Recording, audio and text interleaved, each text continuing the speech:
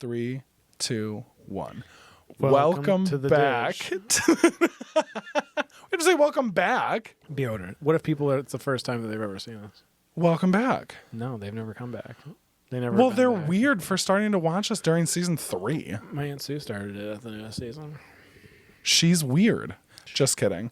This whole season, I'm going to try to win Aunt Sue over to my side. I'm going to watch my mouth. You're a potty mouth. I know. Potty. And she's Italiano. She doesn't like that stuff. Should I swear in Italian then? No, you don't know how to. I'm learning on too. Duolingo. That doesn't mean you know how to. We're also not filming the entire season today. He too. Welcome back to The Dish with Chase and Ben. I'm Chase. And I'm Ben. Guys, it's season 3. Could you We're believe it? just starting it now like that? Yeah, All it's right, like starting. All right, cool. Let's go. Do you not want to start No, it's here? good. It's fine. That's good. We're a little out of practice, I'd say. Practice. All right. Welcome back to The Dish with Chase and Ben. My name is Chase and my name is Ben. It's season 3, everybody. Could you believe about a year ago we started this podcast? I know. That's kind of weird. It's wild. I 3 really seasons like in it. a year. Yeah. It's a long time. Feels even longer working with you. Just kidding. You want to savor it like a steak. No. Could it be like a mushroom pie instead? You wouldn't eat that either. No, I wouldn't. I don't So- like mushrooms. Hot dish. I made hot dish for dinner tonight. Hot dish. I'm You very made it full. today? Yeah. Oh. That's what I made this afternoon. It was great. What is hot dish? Hot dish is a tater tot hot dish. It's the Midwestern name, specifically the Wisconsin Minnesotan name for like a casserole. So it's like meat, vegetables, light gravy, tater tots, bake forever. Tato Eat it up. toes. Delicious. Tato toes. That would be even tastier. I know. You can't see it on the camera, but there's a macaroni Tato man right down here. There's a Sharpay underneath. I really man spread all the time. It's wild. That looks Is that crazy. your leg? That's my leg right here. Oh my god. I know. You need My to other really leg's take right it- here. You need to take it easy, buddy. I'm just comfortable. That's all. I am too. You don't see me all spread eagle like some sort of floozy. We tried to do comfy chairs, but I don't have a comfy chair over here. I just have this chair, and Chase has a rocking chair that he was sitting, and you can actually, it's right there. You can see it. When he was sitting in it, he was about this tall, and it just looked a little too wild. So My mom gave me that chair. it's a great chair. I just need a chair that height as well, so it doesn't look insane. You're going to have to buy it on your own. I plan on it. And bring it over here. It's going to be like both ours, but we'll keep it at my house. Just like our 3D printer that we're getting this summer. Printer! Yeah, dude. I can't wait. Yeah. Chadwick, what's been up with you since New Year's? What have you been doing? I've been out of work because we haven't been having heat. We have heat now. We don't have any heat. We have none. You were out for a week. I was out for a week. You're out for I was 2. out for 2 weeks. Yeah. It was great timing. And I have been reading a lot, as always. Love it. And Any new books, notable books that you want to tell everybody to read? notable books. Well. Well, I like this setup too I because you can just- see. yeah, it's Well, you nice, can't right? really see the books, but Nope. nope, you got more in the way.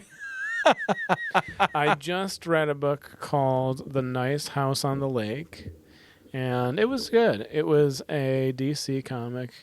It was, well, not comic. It's a graphic novel, but it's kind of like a drama mystery. Not my cup of tea, typically. A dristery. Yeah, but it was good. It was really good. It looked really interesting, and I really liked the art style that you were showing me. It was interesting. I don't know. The new book is going to come out, I think, this year. I don't think I'm going to read it. Yeah. But it was still a good book. So I'm reading the Bureau for Paranormal Research and Defense of Omnibus 1, which That is looks sick. the bureau that Hellboy is in. It's like a Hellboy universe book. It's really good. I read a lot of graphic novels and manga, Yeah. everybody. So that's why I'm talking about this. I have read now, since the beginning of last year, I read 71 books. That's crazy. I know. I don't like... I'm not a person... Well, with these, I've been... Like, the other night, I finished a James Bond graphic novel, and I immediately picked up that book and started reading it. I don't like have That's cool. downtime. I just like to constantly read something. I've done that. Yeah. It's good. It's good to do, especially if I'm like alone at night or something. Then I can really like get through a book, which is nice. So, yeah, I get that one. I got Lobster Johnson is also a book that I finished recently, and it's also a Hellboy Universe big omnibus book, and it was great. Heck yeah. I think I have 6 books until I read my Hellboy monster size. Do you want to go grab that really quick for the listeners that are watching? You want to see? Hold on. Yeah. While Chase reads books, you can actually see it in the camera. That's funny, but you got to. I know you got to bring it over here to show the folks. That is insane. Oh, it's a 13-pound book. It's 11. It literally says monster sized. Yeah, it's 1,100 pages. It's already dusty. My brother got this for me. It's probably one of the best gifts I've ever gotten in my life. It's honestly. incredible. But it's the size of a ceremonial. Literally. Book. It's 13 pounds, and it's the largest book that I've ever owned. But I'm going to start reading this, and I'm going to read it front cover to cover. That is crazy. The art is great. So cool. So cool. And it's cool because it's literally, it starts before Hellboy's even born. This is before he is born. And then he is born. Yikes. Right there. Right there. And that's him as a baby. So it's like literally right from the start and right to the end. It's every Hellboy comic all together. Spoilers, dude. Spoilers. Yeah. But yeah, I'm really looking forward to it. Anthony, thank you. I appreciate you. That is crazy. That's so sick. Giver. Yeah, I'm really looking forward to this. But then I also have, which Anthony got me this too, what I have a Spawn Compendium #1, which is all the Spawn comics in order as well. And that's 1,500 pages. But that's one of the last books on my list, but I'm getting through them all. So I'm trying to read by the end of the year in total, because I already have 71 books. I'm trying to read 200 books. Okay. So like by the end of the year. So like all. Now, do you count this as one book? Oh, yeah. Oh, my gosh, dude. This will only take me about 2 weeks. Because that book in there, it's 500 pages. And it'll take me 3 days. But yeah, so anybody that ever I don't have an Instagram, but everybody that wants the email us on the dissertation. Yeah, you can if you want any recommendations. But I read a lot of manga too, though. You know, I'm reading like Die Dark, which is a great book series, and the newest book came out actually, I think today or yesterday or something. I just got that book. I really want you to start reading Attack on Titan. I know, I'll get to it. Chainsaw Man is a great one. I'm also very excited about that. What else did I get at the store the other day? That little, was it the Sin City one? Oh, yeah, I got Sin City. Oh, and I got two Chainsaw Man books because I'm trying to get through that series. Anthony likes that series too. Okay. But yeah, so I'm just reading and living my life, you know, trying to keep my head above water. You know what I mean? What about you? Shit, same old, same old. I also didn't work for a couple days, couple weeks. Other than that, it's been swell, having a blast. I just went to Ford Field to watch the Lions lose the NFC Championships. It was sad, but it was a really good game until the third quarter, and then it just got horrible. But that's fine. It was really fun. It was really cool to like. It felt like I was at a football game because we were watching the game at Ford Field, but they weren't playing at Ford Field. We were just watching them on big old TVs. Sure. And it was really cool. It was fun to be somewhere where like everyone was rooting for the same team. Every single time the other team would come on the TV, we would all boo. It was really fun. Okay. Yeah.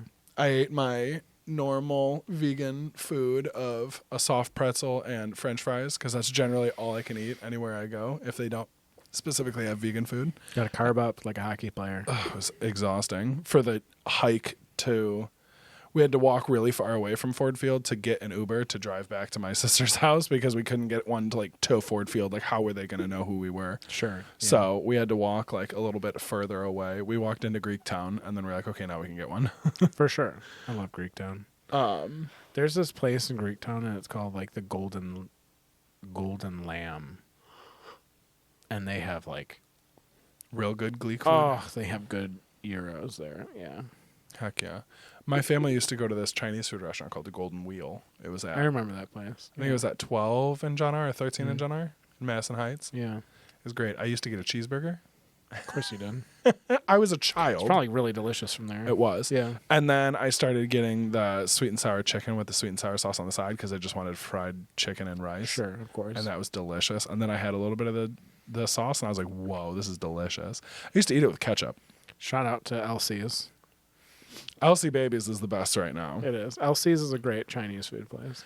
There's this new place that I've been going to. Actually, I don't really like that place. It's giving me stomach. Then don't even I'm mention not them. say Yeah, their don't name, mention dude. them. Yeah, don't even mention them. LC's are death. Yeah, dude. LC's is great. Consistency is key. Heck yeah. Continue, though. There's nothing ever new with my life. I do the same thing over and over again. So that's all. What new movies have you seen? I've actually seen a lot of new movies. I saw a movie called All of Us Strangers. It was incredible. I cried a lot. Yeah. I saw tomorrow I'm going to see the movie The Holdovers, which I'm really excited about.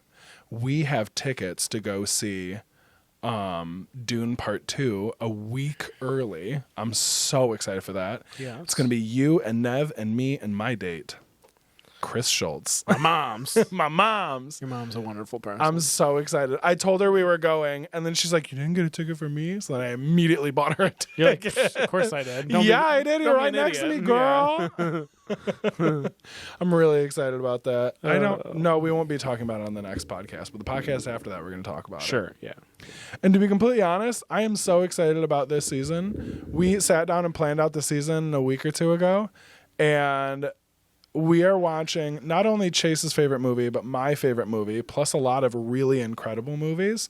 And we tried to spice it up a little bit. We tried to do some comedies, some horror, some thriller, Drama. Yeah. There's some really heavy hitter movies in this season. I'm really excited. And we also have some guests this season. Yeah, we're going to have guests on now. I think we've only told one of them. Yeah, your responsibility was to. I need to tell the other one. I can text her too, but yeah. Her or him, or they. It's a surprise. It's a surprise. Yeah, we'll have some guests on. We're still gonna take phone call inquiries. Yeah, call in on the Instagram. We have one at the end of this episode. I'm very excited about it. We got it in December, so it's just been sitting on my phone for 2 months. I can't wait to hear it. It's gonna be interesting. It always is. I'm so excited. But yeah, well, today's episode 1 of season 3, we are watching arguably Chadwick's favorite movie in the entire world. What movie is that, Chadwick? So the Birdcage. The Birdcage. It's an hour and 57 minutes. It feels like 25 minutes. Dude, goes and by so fast. It's not streaming on anything because you deserve to buy it for yourself. Absolutely. It's definitely a go buy that movie. We saw it in theaters.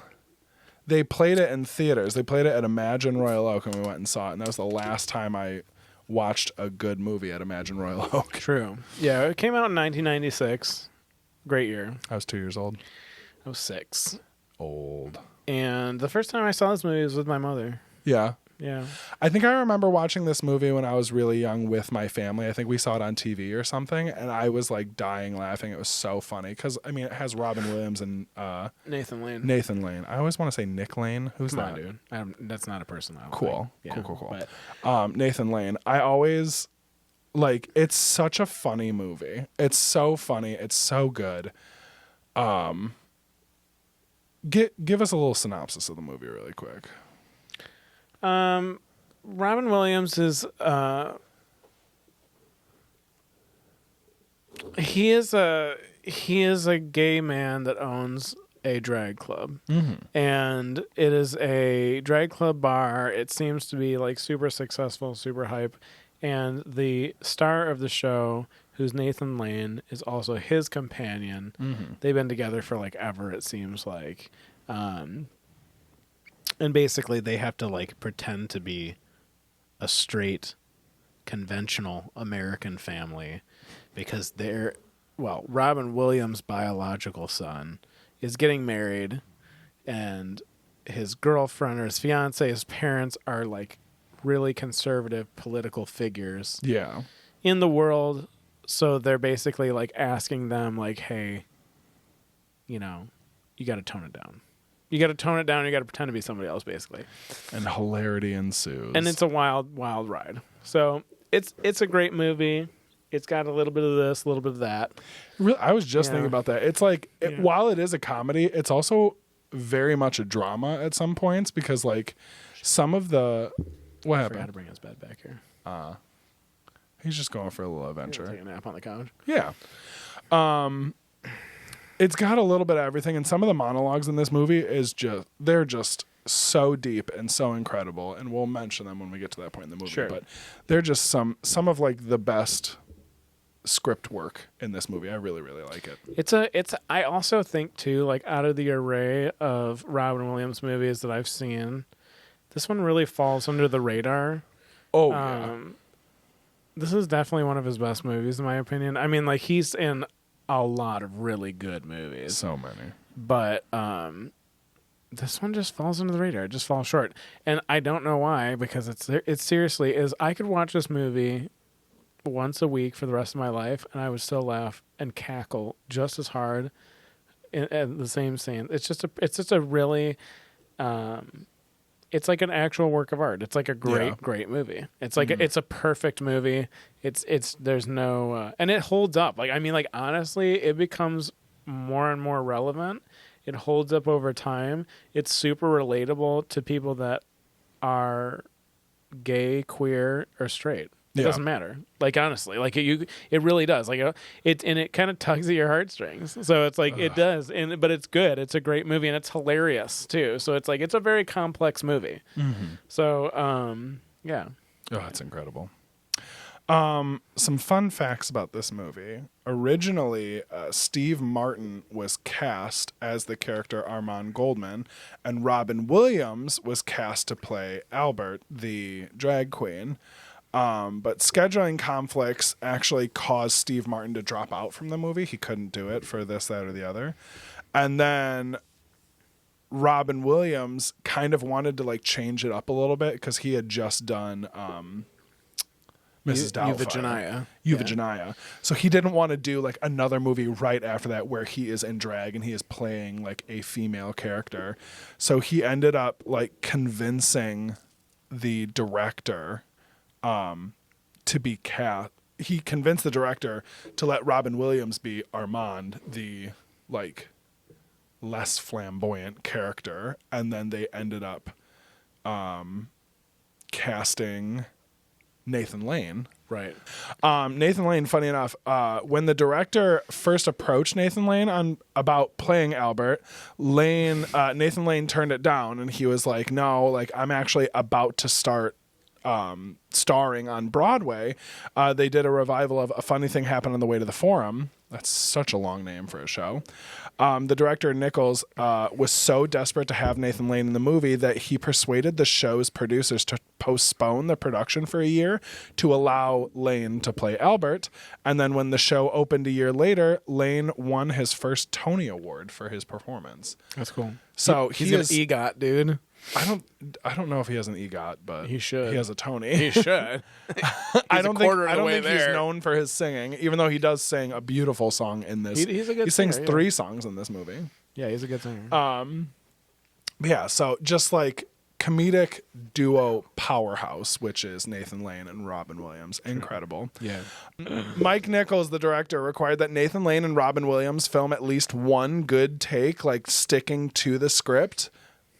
Basically of each scene before they just started completely improving, which is hilarious because they're both really good at improv, and one of the funniest scenes in the movie is completely improv, and we'll talk about that once we get to that point in the movie. But he's basically like, listen, just so our writers don't hate us, please try to do this word for word like once, and then you can just do whatever you want. So we at least have that on film, which is really funny. And then the last little fun fact, Miss Albert, played by Nathan Lane, he is a drag performer, and his drag persona goes by the name Starina. Starina is an anagram of Sinatra because the singer Frank Sinatra's full name was Francis Albert Sinatra. So Miss Albert was named after Frank Sinatra, which I think is really, really cool. I love that. That is really cool. Yeah. Why don't you kick us off with the movie here? What happens? Okay, so the movie starts. at the Birdcage, the club. It's super hyped that night. The Kennedys are there. Which one? Not the good one. Not the good one. Yeah. And it's in South Beach, Florida. It's owned by Armand. You see Albert's debut as Starina, which is a really over-the-top performance. It's one of the beginning scene where you meet Albert before he goes on stage is probably one of my favorite scenes of all time in any movie. Yeah. It's just really hilarious. You'll have to watch it to actually understand why that is.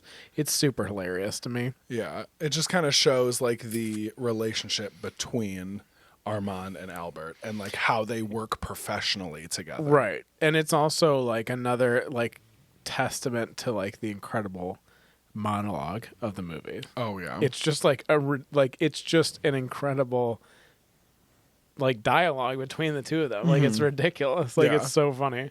And it's so just over the top. It's just really cool. In that scene though, basically it's like a light to moderate argument, I would say. And very dramatic argument. Yeah.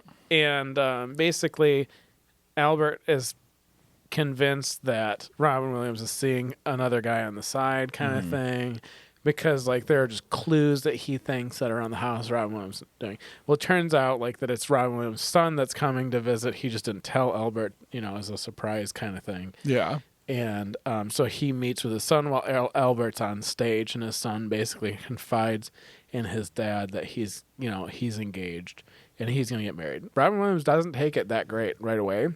Immediately gets shitty. Yeah. And he kind of goes into the fact his son's pretty young in the movie, and so is his fiance, Barbara. But anyway, so it flashes into Barbara's family, and Barbara's family, her dad is Gene Hackman, and he is just a politician, and he is just he's very conservative. He's just very uptight, and just what you would typical. He's just typical. He's a typical politician. So there's nothing bad or good about that. But he's just a typical. Typical stereotypical. Yeah, stereotypical. Yeah. So,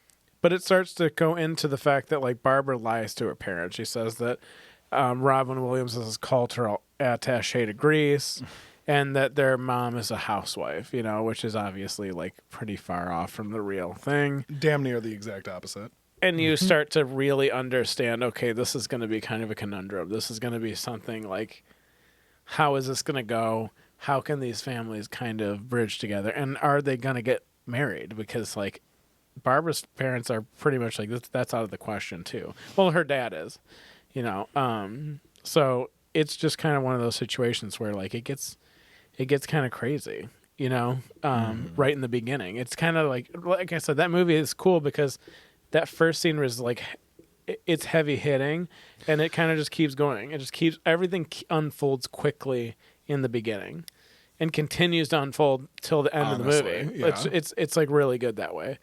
But yeah, so that's the first part of the movie. The first part of the movie is just character building and situational building. That really kind of gets you into the movie. Like I said, totally worth it to check this out. So, anyways, but yeah. So, have we been to a drag show before?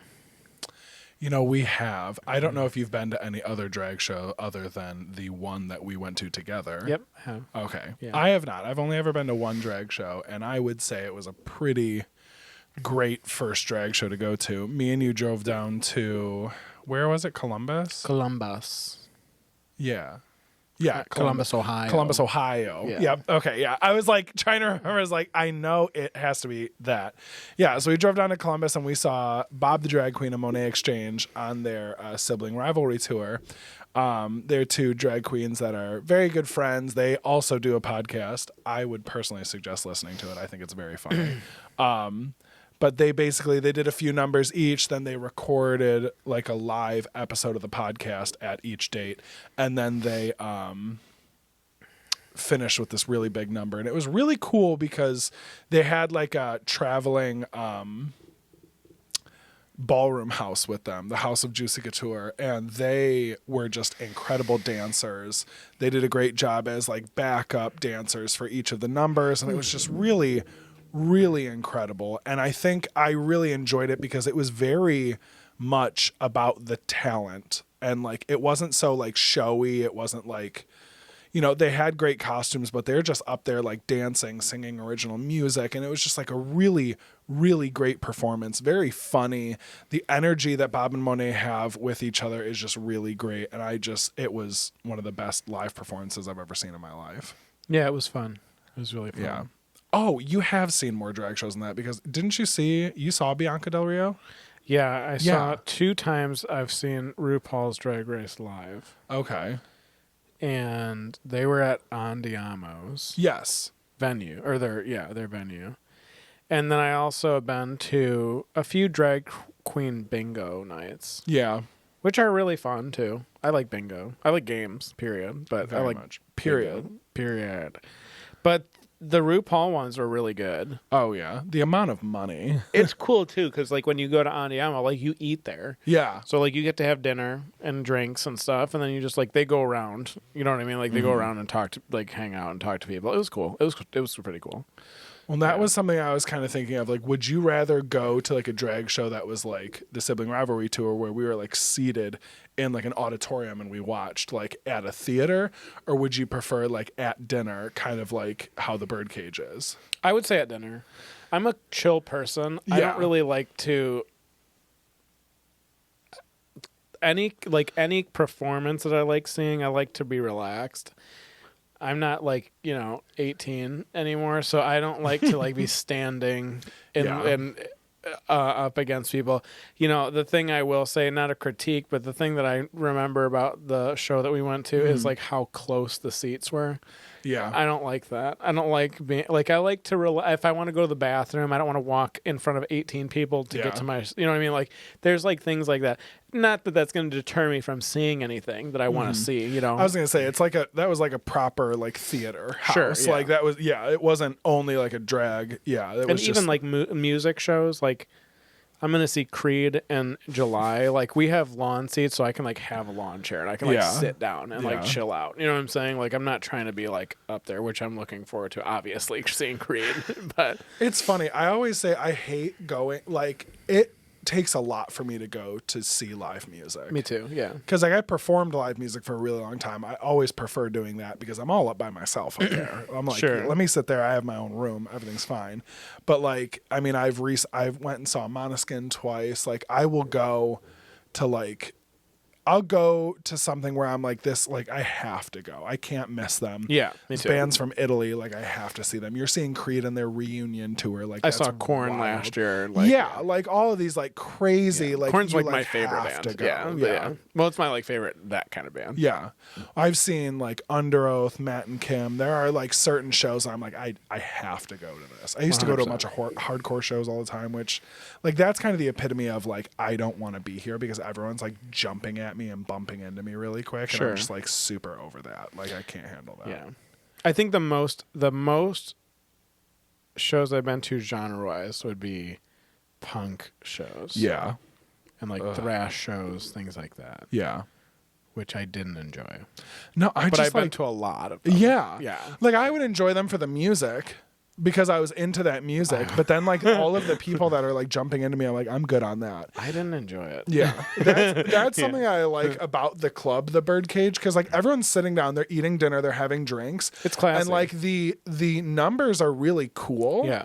But they're also like a little more chill. Like it's more of like a like everyone's lip syncing, and there are like it's kind of like a party, but really not until like the end of the show. Yeah, where they all kind of it's a performance. Yeah, I'm like sitting there. I Yeah. want to sit there and watch these people do it, but also like, I can have like a hushed conversation. Like I'm eating dinner. Like I'm not like being rude and ignoring them, but I see people like, taking Snapchats and Instagram videos of like these drag brunches that they're going to. I'm like, I don't really want somebody like jumping on my table. I don't really that's like that's a obnoxious. lot. That Yeah, gets to be a little that's too much for me. I'm just trying to go and like enjoy something and like not be like a part of the show. Right. Yeah.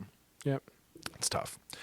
Well, so Val and Barbie are spinning this web of lies, and now they're going to try to convince everybody to be a part of it as well. So basically, they both Val and Barbara, they bring up the fact of the wedding. Both sets of parents are like, no, we don't really want to do this.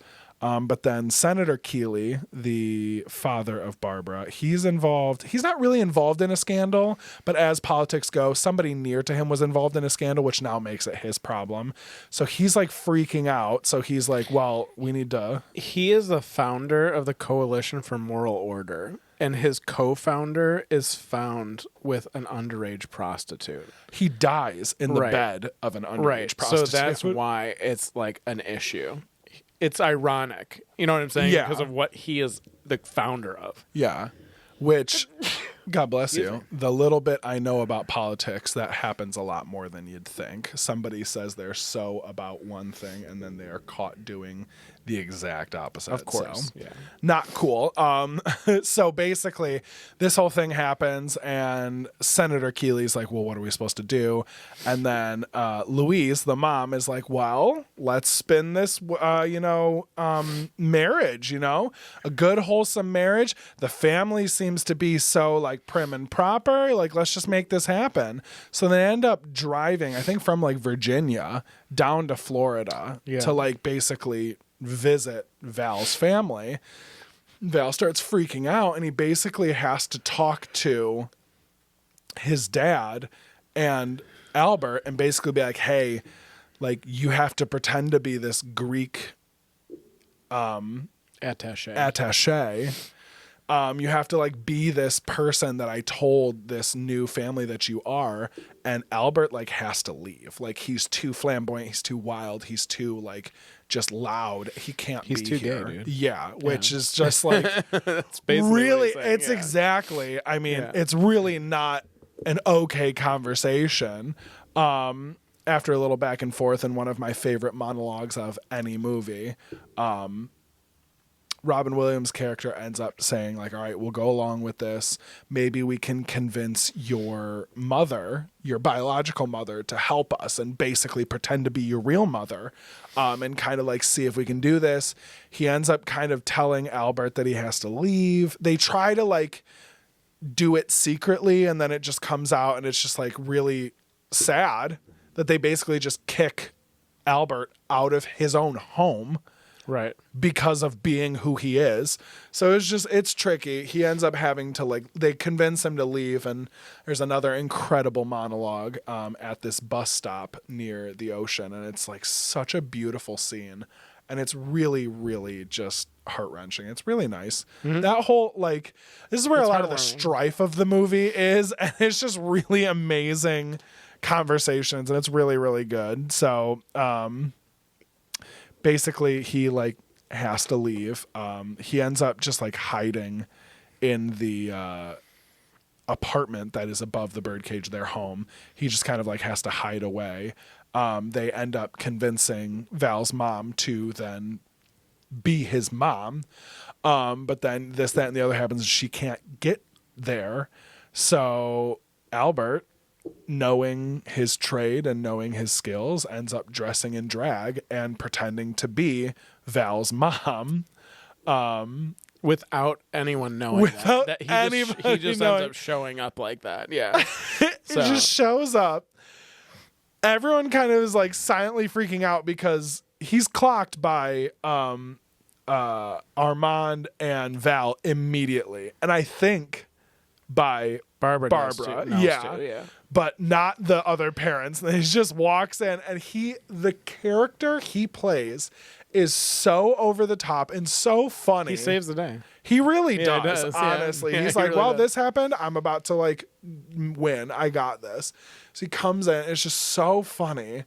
And basically, before we get into the rest of the movie, I do want to talk about Val and his like assumption of his family just kind of changing everything. Do you personally think Val kind of like stepped over the line or was like being disrespectful by asking his dad to like hide his partner and change his entire way of life to like win over these like complete strangers? I think so. Yeah, like Val's what kind are of a your thoughts? scumbag. I think Val's kind of a scumbag. I think that it would be weird to. What are you saying to your parents when you come to them to say that? So what you're saying is you're basically embarrassed by them, and that like even though they're who they are, and it might be like, especially this movie, you know, in the early 90s, and I wouldn't say I don't believe that like it was like weird to be gay back then. I really don't think that. Coming from parents that were both hairdressers growing up, Yeah. I was around it all the time. Yeah. You know what I mean? It was not weird. It just seemed like he was a little bit like, it seemed like, you know, archaic. Like it seemed like old school. Like it's still like totally acceptable. You're in Florida, like, you know, you're Well, in, that's the thing. you know, Yeah, so in that like, area, yeah, like they you were know what I on mean? like a drag strip. Like, yeah. You know, like, so I think it's like one of those things where it's like, it would be hard to hear that. It would be hard as an adult. And, you know, kind of going back to that monologue you were talking about that you'll have to watch and see because it's just worth it to watch it and hear it by yourself for the first time. But being an adult, a parent, and like going through your life that way and then finally realizing what you are, who you are, what you want, being super successful. Yeah. You know, and then asked to pretend to be, as Robin Williams puts it, more like quote unquote normal people. Yeah. It's hurtful. Yeah. You know what I'm saying? So like, I wouldn't ask my parents to do that. No, Yeah. that's like That's just- wild. but Like, please change everything about yourself to like impress or like that. It's just wild. Like, I had a somewhat similar situation. It was like the night before I started high school, and I was hanging out with my childhood friend Cameron down the street. Cam. Cameron. The one and the only. We were hanging out and I was like, all right, well, I better get home. You know, it's my first day of school. I'm starting high school. Like, this is the first new school I've ever been to. I went to the same school from kindergarten to 8th grade, and I had the same 4 people in my class the entire time. Like, my 8th grade graduating class was 5 people, including me. And we had been together since kindergarten. There were more people throughout, but like, it basically, we all ended with that. And like, this is the first time I was going to like a new school, and like my sister had already been there. My sister's 1 year older than me. She was already there. So like, I had her and like her 2 friends that I knew, but that was it. Sure. So I was like, all right, well, I should get home. You know, I'm starting school. So I like start walking home, and then my friend Cam's stepdad like came outside and he's like, hey, really quick, I want to talk to you. And he was like, basically, to summarize what he said, because he used a lot more words and was a lot crappier, excuse me. He basically was like, don't be who you are. Like, don't be how you are. Like, just like try to blend in, try to like chill out, try to like not be yourself so that other people will like you, so that you can survive high school. I was like, ew, I'm not going to do that. I'm going to be like how I want to be, Sure. which is hilarious because I probably shouldn't have been so much of how I was, but we live and we learn. I was also 13, so get off my back. Sure. But I remember like the first day going into high school, like I told my sister, I was like, you have to pick out my outfit because now I'm like terrified. And she had to try to find like a preppy outfit for me to wear when I was like a skater, like I was like a rat that just like hung out with my friends. And like basically I had a couple instances my freshman year of high school where multiple adults told me, don't be the way that you are, because like you are bringing like bullying upon yourself, and you're bringing like all this negative stuff on yourself by just being who you are. So you should like not do that. Sure. Instead of like, these people are being jerks and they're being like cruel, And I'm like literally being bullied to the point where I tried to like leave the school. Like I tried to get transferred to Ferndale High, and my parents wouldn't let me. And then my parents yelled at the school, and everything was fine. But it was wild. It was like, yeah, like all I wanted to do was just like be myself. And I had so many people like in power telling me, "Don't do that. That's bad." Kids are cruel. Yeah. Kids are cruel, but also adults are pretty cruel too. Sure. Yeah. But yeah, it's like it's so wild that like Val thought that that was an okay thing to do. Sure. And like, I don't know, like what would be too far? Like, you have a kid one day. What is too far of them to ask you? Like an adult child, like an 18-year-old child of yours. Like what? In the situation that we're talking about, it's hard because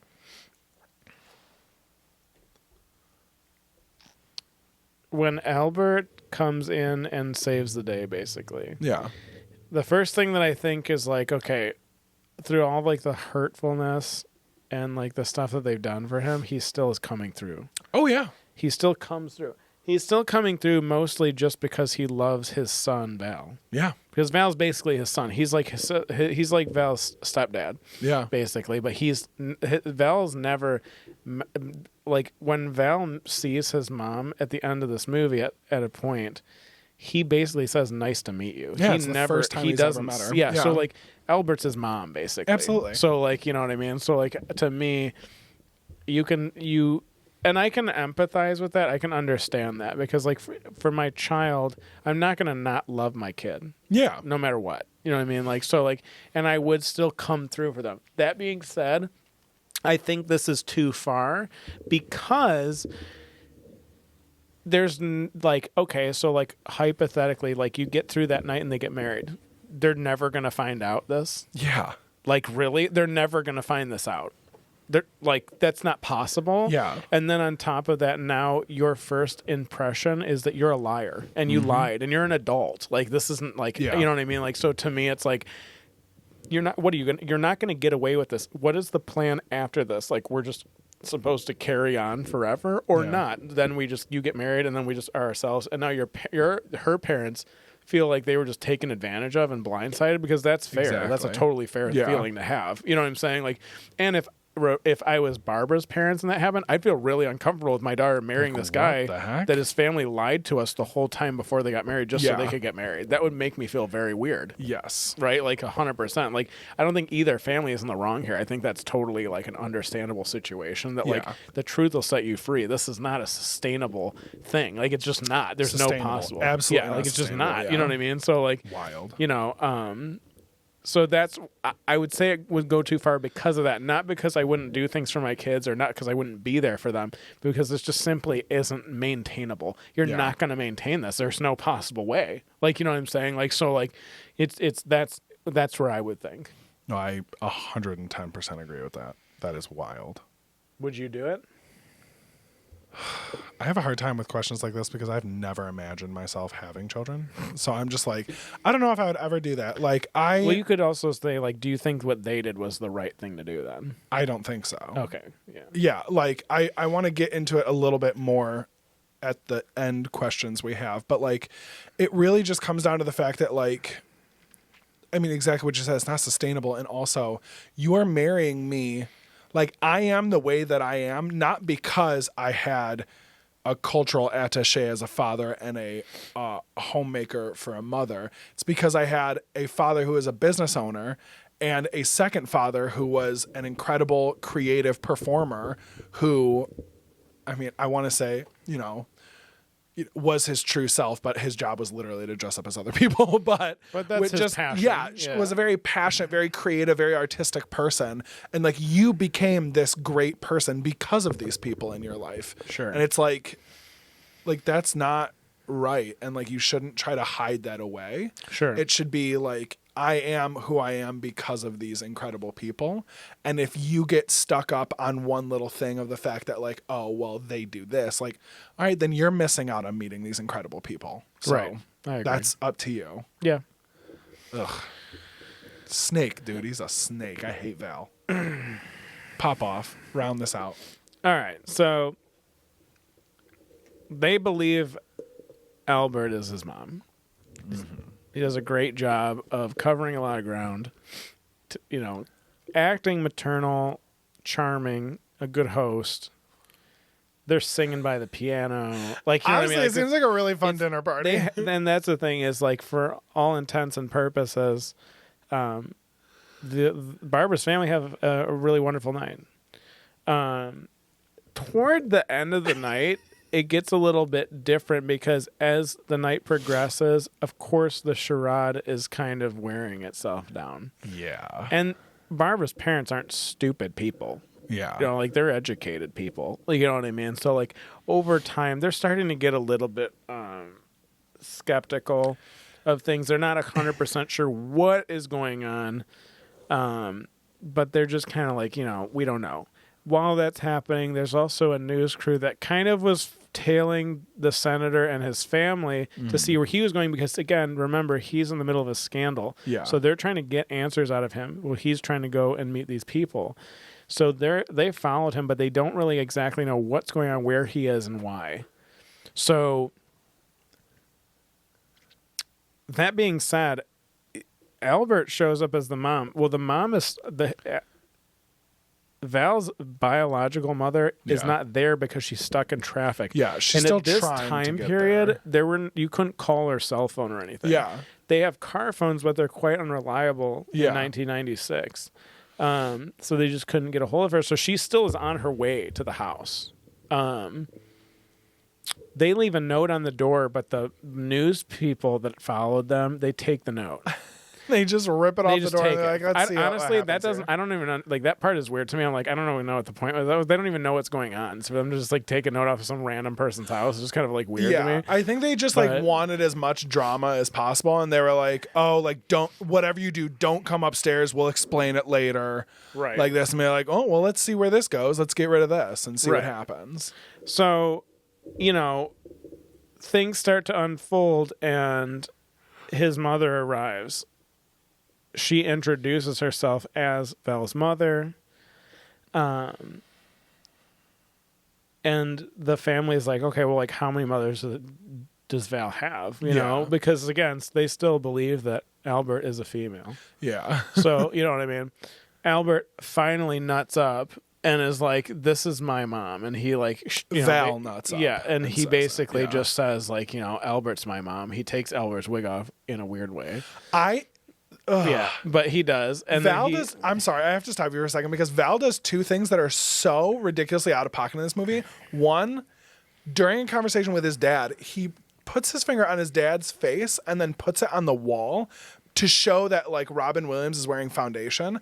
One, do not smudge my makeup, and two, do not put it on my wall. Yeah, it's like a joke because Armand says, like, we just had the walls sponge painted, Val, like, as like a joke, but like, do not touch my face and then rub it on the wall. Sure. And then Val snatches Miss Albert's wig off of his head. Yeah. It's like, don't do that. Right. So, like, he's such a little bastard. Excuse me, but like, strange. holy cow. Yeah, he's definitely a little rude. Ugh. But he does that, Continue. revealing Albert as a man, obviously. And they start explaining they try to explain. Shakes the senator to his core. He just doesn't understand.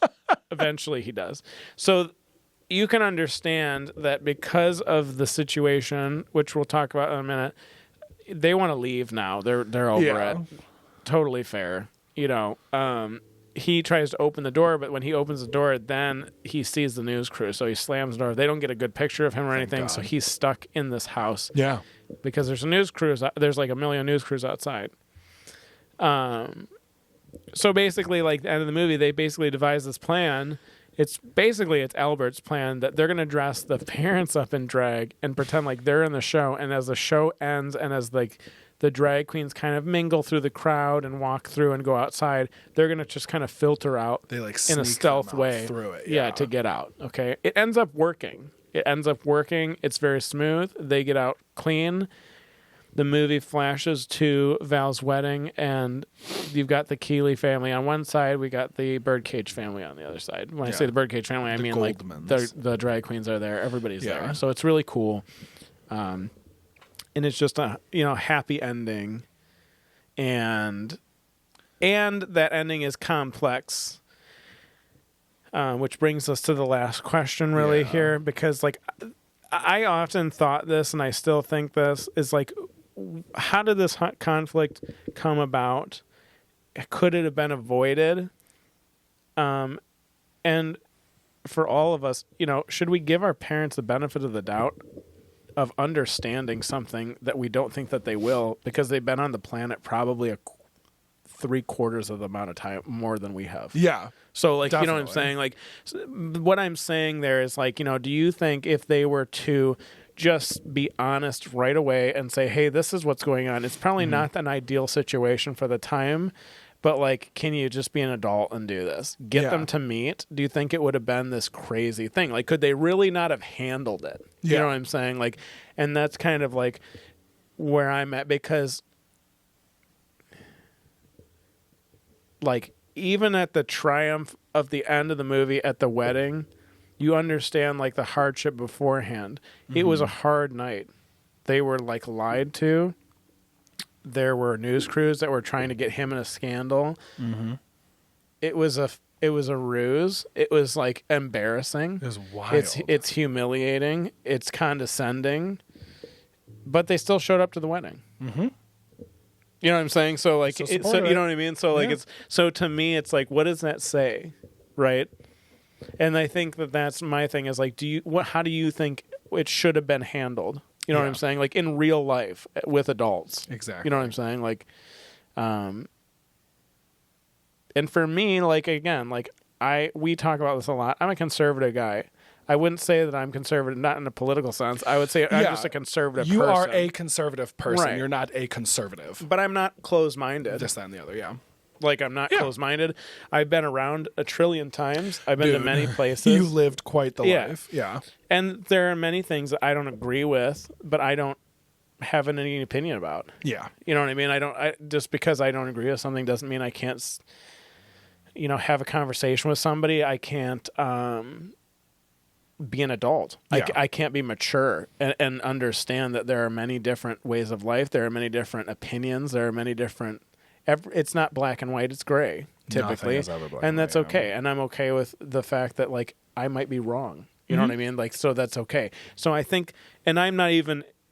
I wouldn't consider myself very old. You know what I'm saying? I'm in my 30s. Yeah. So, like, if, my... Early 30s, our parents are in our 50s, 60s, stuff like that. Like, they're arguably should be more open-minded than you are because they've already lived. A lot of them. I mean, there's obviously exceptions there, but there's also exceptions with young people. So. Yeah.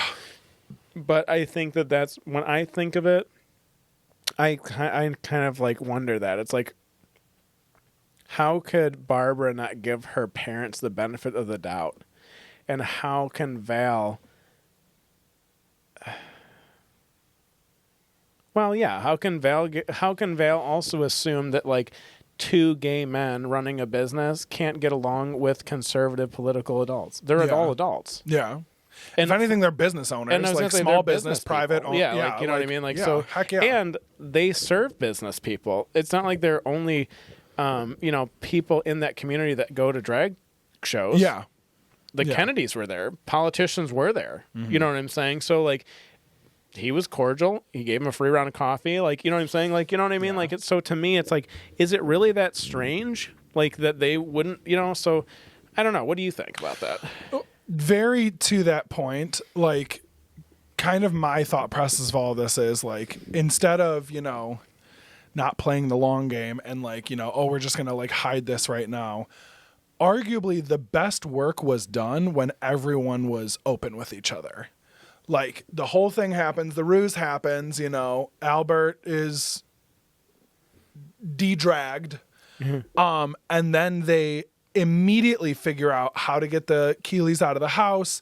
They're, like, so together, they know what's going on. They're like, this is, like, we figured out this plan, this is good.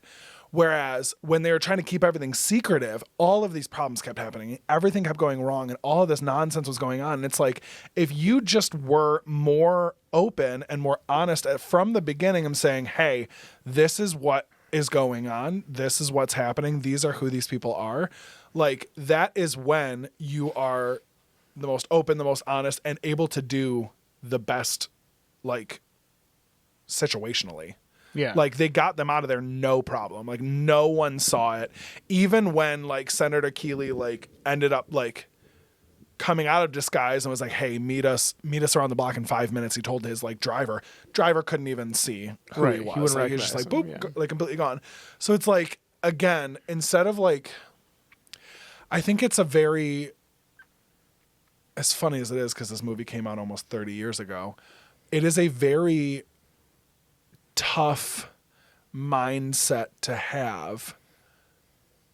That is, if you aren't the way that I am, or if you don't align with what I align with, you're wrong and you're bad and you're different, and I don't want to be a part of you. Sure. And it's just so, it stunts yourself and it stunts other people, like stunts the growth of yourself and other people. Because like, I mean, I have also like experienced a lot of different people, a lot of different viewpoints.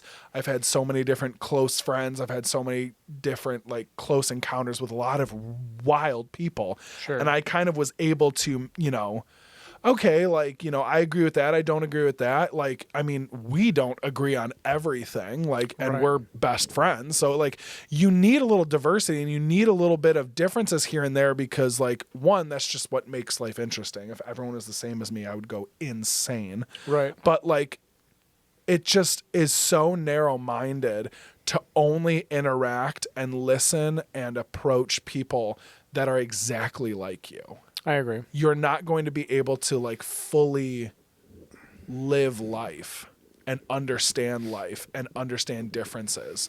You're just going to like paint yourself into a corner, and then what do? It's exhausting surrounding yourself with everybody who's just like, yep, no, totally, yeah. Yeah. I agree. So that I see that as like the best example of that to me is it's like this is a Chase philosophical pop off. thing. I'm going to get into it really quick. But when you think of like something that's alive and something that is healthy and runs properly, right? You think of like a body.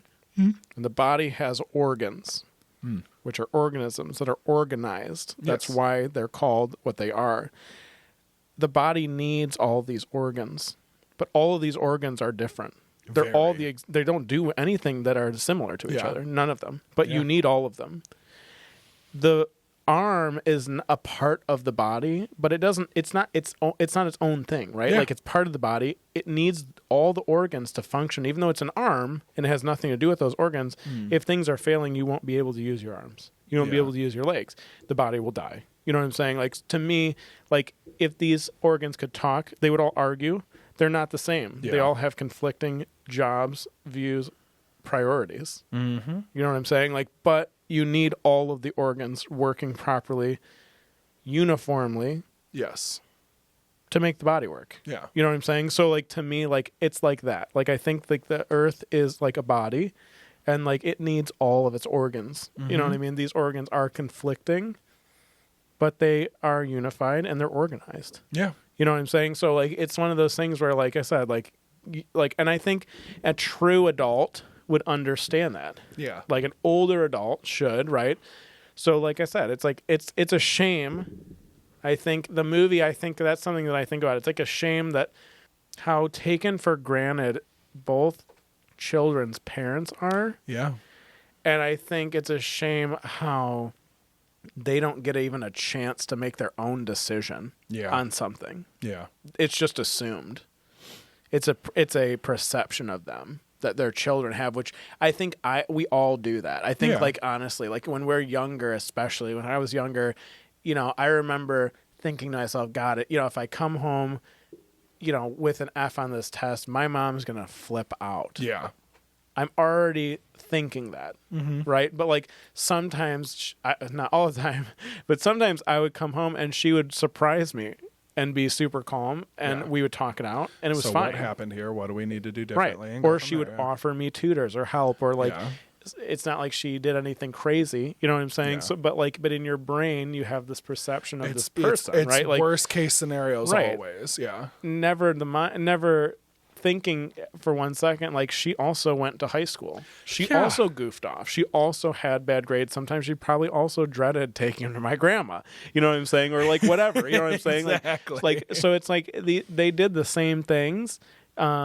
In fact, I think a lot of times they've done it more. Yeah. They've experienced it more, and they've experienced a lot of things when it wasn't acceptable at all. So, like, you know what I mean? So it's like one of those things where, like I said, I feel bad for both parents because, like you said, they worked the best at the end because they are honest. Yeah. It's you know what I mean? So, and then again, like, it seems to work out because they both are totally fine with their kids getting married. Yeah. They all show up. I mean, there's not an empty seat in the house. Honestly, yeah, that entire, You know what I it's mean? like, Like- and it's a gorgeous, giant, like, cathedral church, and it's full to the brim. Which I think that they did that on purpose. I think that there's like an underlining meaning of like that cheesiness, but I still say it, like, the truth will set you free. Yeah. It really is. It's like so much. It's like all of us do this with our anxiety. It's like so much work for something that like could just easily be worked out. So, you know what I mean? Yeah, so easily avoided. You know, and I'll end this thought by saying another quote that I have to tell myself all the time is like, you know, I've had many crises in my life, most of which never happened. I love that quote. It is that way, right? Like, we've Yeah. all had that. Like, and this is one of those situations. Like, this was a crisis that really didn't need to happen. It was totally fine. It did nothing was, everybody got along at the end. Yeah. So what was the point? You know what I mean? So like, Exactly. other than hurting both of your parents' feelings, you know what I'm saying? Like, really, like, you know what I mean? So it's like, but this movie is fantastic. It's hilarious. It's a lot of drama. It's a beautiful movie. The color palette in this movie is Oh my unbelievable. gosh. It's almost like did we talk about how we thought it was a what's his name? He did Edward Scissorhands. He did Nightmare Before Christmas. Oh, Tim Burton. Tim Burton. Yeah. It's very Tim Burton, like pastels. very pastels, like again, Yeah. like very But that was Florida in the 90s. yeah. Yeah. Well, it's funny Yeah. too because the mom in oh my gosh, I literally did not think about this ever until now. The mom in Edward Scissorhands is the mom in Right. Yeah. That's crazy. Yeah. She plays kind of similarly She does, to that, yeah. which is funny. But Homely. Yeah. yeah, but like it's very it's so good. I really suggest everyone to watch it. Yeah, it's very And if good. anyone's listening to this who knows me personally, I would love to watch it with you. Yeah. Holy cow, it's such a good movie. Fantastic. It's definitely, if I was stranded on an island and I had to have one movie, that'd be that movie. Definitely. No hesitation. But yeah, totally worth a watch. Everybody check it out. Let us know it's not on anything, I know, rip it. even though this episode is sponsored by Tubi anyways. Always. But Tubi, man. Tubi. I've sold Tubi to a lot of people I love recently. Tubi. It's great. I really do. Everyone gets bummed when like there's ads. I'm like, listen, if I watch it and there's ads, you know they can't be Yeah, that bad. dude. Honorable mention to Max for having True Detective. The newest season of True Detective is a fantastic. Your show. favorite. There's only 3 episodes out right now. I don't think there'll be. Well, there might be one when this actually airs. One new one before that comes out on Sundays at 9 p.m. on Max. Fantastic. The last season is really good. I would highly recommend it if you're into like true crime. Yeah. It's really good. He's Yeah. dreaming. But anyways, we have a call in. We do have a call in. Yeah. To wrap this episode up, we have a call in from the one, the only Jared, who is incredible. I got this call in last year and I have been patiently forgetting about it until now because I can't listen to them until we do it. But here it is. Are you ready for this? It's 37 seconds long. Yeah, I'm ready. Let's do it. All right, this is from a year ago, everybody. I'm so excited. I hope this works as well as it always does. Yo, what up, Chaster and Benji Mans? Oh. Hope you guys are doing good, as always, this week. I'm coming at you guys with another topic of conversation that I was curious to hear your answers from. Let's hear it. So my question this week for you is, if you could do any profession, no matter what the circumstances, no, you don't need to go to college, you don't need a certain amount of wealth, what profession would you do? It could be the most random thing you can think of. Just no requirements. You can just decide this is your profession for the rest of your life. what would you pick? This is very easy for me, but you can go first. Not piercing, and that's for damn sure. Just Yeah. kidding. I love my job. You want me to go first? I have ahead. so many. No, you have. I think about this all the time. He said one. You can't pick so many. It's No, a I'm gonna say one. so many. No, you have to do one. You have to do one. If right now You can't hesitate. It has to be just boom. You have, right own now. a coffee shop, That's it. Seriously, That's what I wanna do. You're really shooting for the stars. shut the hell up. If someone chopped my hands off right now and I couldn't pierce anymore, I'd be like, okay, cool. I'm going into business and I'm owning a coffee shop. I have it all planned out in my head. Go ahead. Okay. So there's two different ones. I would like a cafe where it's like, you come up to the bar, there is a seating area. It's tough because I want it to be like nice and warm. This is like a new thing that I'm starting to get into. I used to hate yellow light. I used to hate like warm, cozy things. I was very like bright white, very sterile. Like that's how like my last apartment was. Like I just wanted everything to be like bright. Kids with autism. Kids with autism. Yeah, I just wanted everything to be like clean and like orderly and like not cluttered. And now I'm just very like, the big light scares me and I want all like nice warm like accent lights and stuff. So I don't know exactly what it would look like, but I would either want like a proper coffee shop where I'm just like, one, it would have to all be vegan because I'm just like a jerk and I just want everyone to not have milk. It's gross. No one should be literally at all consuming dairy. But it would be all like, oat milk, almond milk. I mean, you could make it all in-house. Sure. Organic everything. I'd get beans. If I'm starting off right now, I'd get beans from Sabbath because they have the best coffee. Literally, I would stay in the United States, but that might just be me being biased. I really do love their coffee. Their product is incredible. I would love to have a coffee shop like that. Or another dream of mine, in Japan, they have these micro bars, like basically drinking establishments where it's literally just the bar with the bartender and there's like four seats. Those are sweet. And Yeah, like so that's it's, all like, there right is. on the street. Yeah. I want something like that where we don't even have a bar. You just have the coffee. Like you have like my espresso machine, a till. I'm just back there by myself. Sure. Like there's like nothing else. It's like literally a hole in the wall and you walk up, get your coffee and leave. Yeah. I would love to do something like that. I think it'd be really cool. Low expenses. Like I just think it would be really, really cool. And I think it's something that I'm passionate about and people always like. And I like anything that I do, I just want to help somebody feel good. Like that's like how I've always been and how I've always wanted my job to be. So I think that'd be awesome. I'd love to own a coffee shop. That's fair. What's your really awesome, grandiose answer, you jerk? I'm gonna answer his question with a different question that I always ask people that I want everyone listening to think about, because this is how I have chosen mine. I have no hesitation with this because of the way this question is posed. Jared, here we go. And think about this, Jared. Okay, I'm talking to you specifically right now. If you woke up tomorrow and you were 12 years old and you had all the knowledge that you have right now, what would you do with your life? That's the question. That's the question I'm going to choose to answer out of your question. I would apply myself. I would go to school. I would take care of my studies. I would take it very seriously.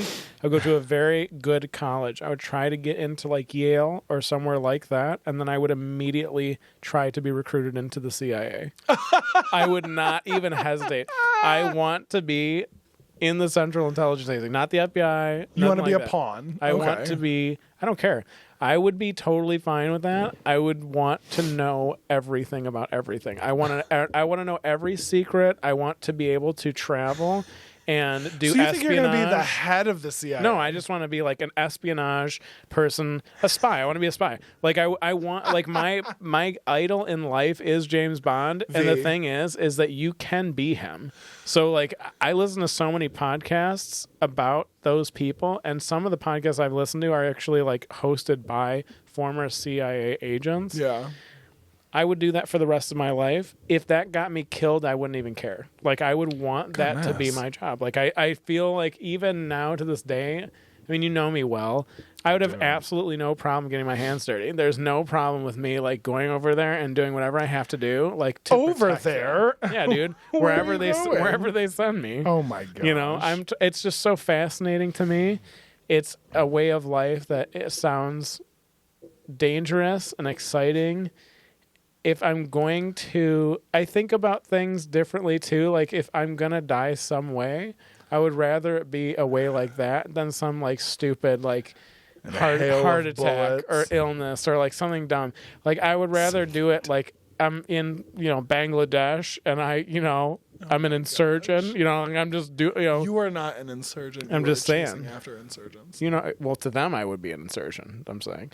But I would definitely want to be in some sort of intelligence agency. Okay. Yeah, 100%. No questions asked. Honestly, I like ever since this is so dumb, but ever since I saw Mr. Robot, I've wanted to work in cybersecurity. So That's cool. I want to work in cybersecurity because I'm a competitive person, but never like an athletic competitive person unless it's tennis or badminton, because then you're getting your butt kicked.